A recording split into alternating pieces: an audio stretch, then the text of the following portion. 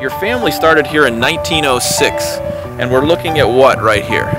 This is the homestead quarter my grandfather homesteaded to. He come from England, arrived here on the train.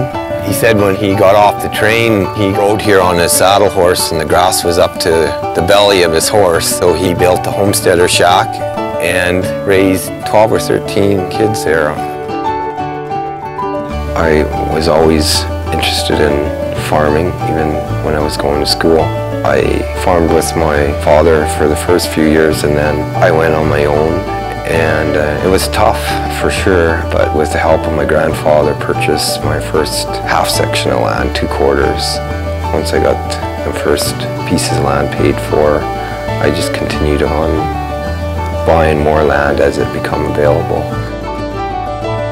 My mom works in the office, my big sister works in the office, and Tammy, my other sister's in the combine, and me in the combine.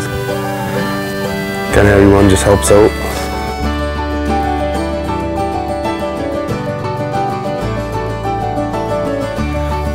I started combining probably, I guess the first time I would have drove it, I was probably like 15, 16.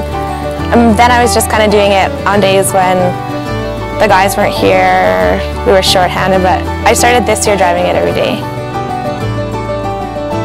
I was riding around with my dad, my grandpa and stuff. I just kind of, sit on their lap and steer, and then when I was about 12, 13, I just started running it.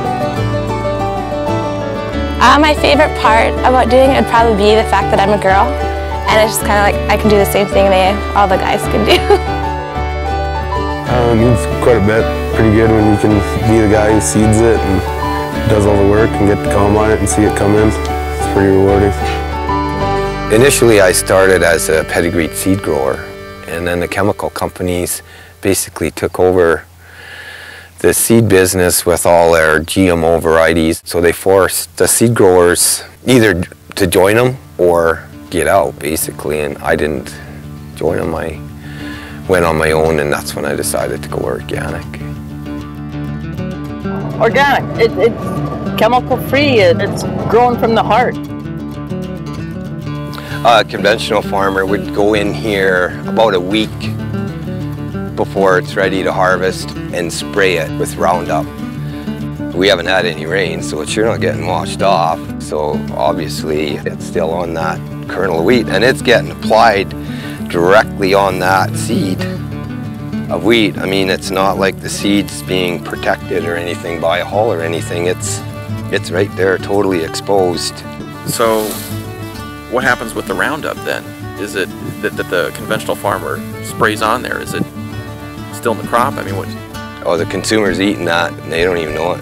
I don't think they even know what's going on. If they did, I think they'd be a little more careful and selective in the grocery store in what food they're buying.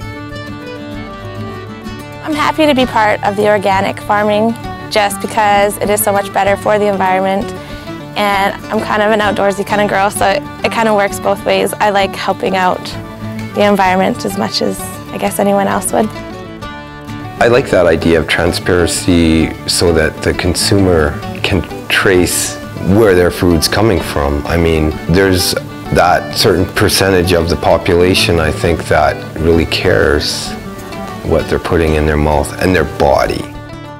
I think it's great. I think if people could get on the websites and look at this, look at stuff like this, and actually see how it's produced, how it's grown, like where it actually come from, I'm sure they'll feel better about buying it and eating it.